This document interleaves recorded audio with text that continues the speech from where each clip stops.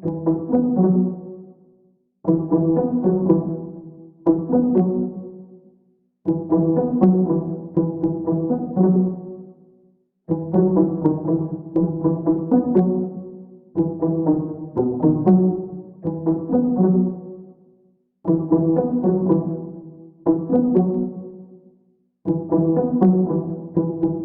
daholo ndawara ho resahana ny mahakasika ny tontolon'ny baolina kitra malagasy.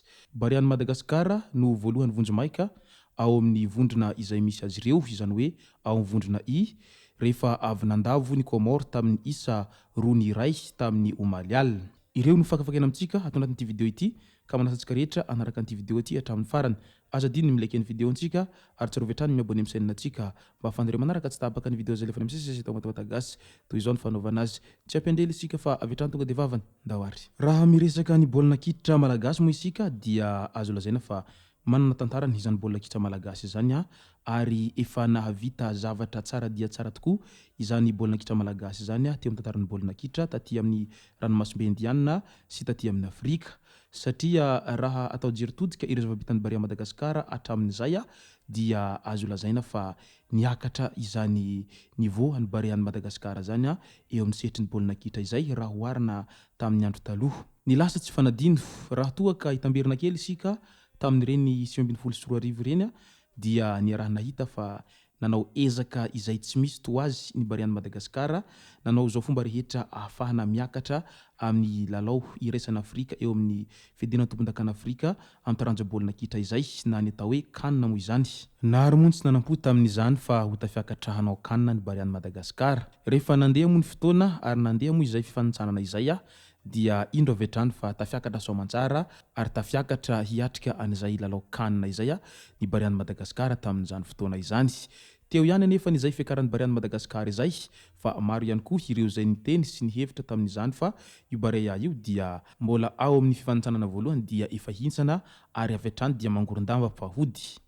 Noditsovin'ny Barea nefa ny izay tsy fatokisan'ireo olona an'izay Barea izay fa niezaka nanao entso zavatra izy ireo. Tao moa ny endry dalao izay tsara izay vitan'ireo mpilalao baolina kitra tsirairay avy toy Andrea Belanise sy iry Marco Ile Maharitra ary Ibrahima Mada. Teo ihany koa ny kapiteny Faneva Imamo tamin'izany izay tena isany nahatonga hirijika ny reto ekipany Barian'i Madagasikara reto. Tsy ambakan'izany ny coach izay Nicolas Dupuis tena nahavita zavatra tsara moa tamin'izany. Ilay mpiandry Tsatobi Melvin Adrien moa dia tena dokadokafa ny malagasy ray manontolo mihitsy fa tena mahay ny lehilahy. Tao ihany koa ireo vodilaharana toy André Mentanira, ry Thomas Fontaine sy ny maro hafa izay tena nanao entso zavatra mihitsy mba hiarovana an'izany voninahim-pirenena malagasy izany. Nandeha ny lalao fa tafiakatra ny ampahavalon-dalana ny malagasy tamin'izany. Rehefa niakatra ny ampahavalon-dalana izy ireo dia avy nandavo any Repoblika Demokratika ny Congo dia niakatra mba hifadalana ny Madagasikara izay nifandona tamin'ny ekipa tunisianina. Teo moa no naharesy any malagasy tamin'izany izay isany tena nampalahelo ny be sy ny maro satria efa nahavita zavatra tsara ny Madagasikara ary maro ireo izay tsy nanam-po ary naharo ihany koa ireo izay nanana fanantenana mafy dia mafy rehefa nahita ireo vokatra tsara sy endry dalao tsara izay nasehon'ireo ekipirena malagasy tamin'izany. Fa io moa zany baolina kitra dia boribory, tsy maintsy misy ny mandresy ary tsy maintsy misy ny resy, fa teo dia resy Barea Madagasikara ary isaorana azy ireo izay vokatra tsara izay nataon'izy ireo zay. Tao anaty fony malagasy iray manontolo ny Barian'i Madagasikara ary tena nampifandray any Madagasikara iray manontolo mihitsy izany noho ny fitiavana baolina kitra sy ny fitiavana ekipirena malagasy. Hadinidin'ny malagasy mihitsy izay fahasahiranana kely ny iainana talohan'izay fa teo dia falifaly lalandava ny malagasy rehetra. Taorian'izay dia niezaka ny fanintsana tamin'ny lalao mba ahafahana hiatrika an'izay fedina tompon-dakamanderan-tany izay moa ny Madagasikara fa tsy tafavoaka mihitsiny. Teo ihany koa ny fifanitsanana izay natao mba hiadina ny lalao CAN indromisesy taorian'izay fa mbola tsy tafiditra ihany koa.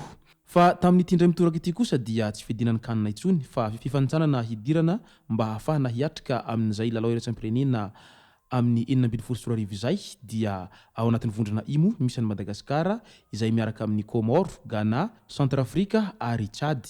Rehefa avy resy tamin'ny andro voalohany Madagasikara izay resin'ny Ghana tamin'ny isa 2-0 dia iny avy hatrany fa nandresy izy ireo tamin'ny andro faharoa. Ary mbola nanesy ihany koa izy ireo tamin'ny andro fahatelo izay nifandona tamin'ny Comore izay nitarika vonjomaika moa ny Comore taolohan'izay fa vantany voaresiny Madagasikara ny Komoro dia iny fa lasa mitarika vonjimaika ny kipirenena malagasy amin'izao fotoana izao ary izy nahazo isa enina be izao ao amin'ny vondrony misy azy ireo ka izy Komoro zany no samy nahazo isa enina fa manantombo kosa isika malagasy eo amin'ny baolina tafiditra.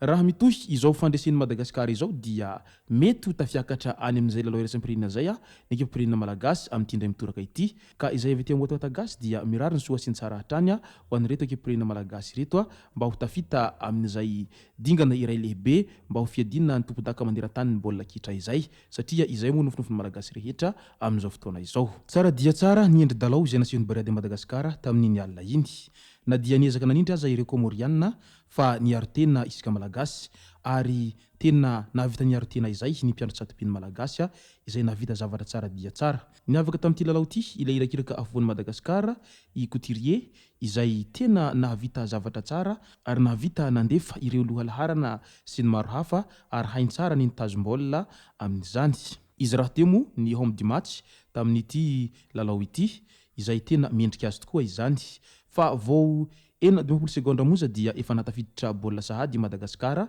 tamin'ny alalan'ny ilay kapiten'ny ekipa malagasy amin'izao fotoana izao Ryan Ravelson ilay irakiraka afovoan'ny kianjan'ny malagasy ihany koa. Nisaraka raisy ohatra araka izany tamin'ny fizaram-potoana voalohany i Madagasikara sy Komory.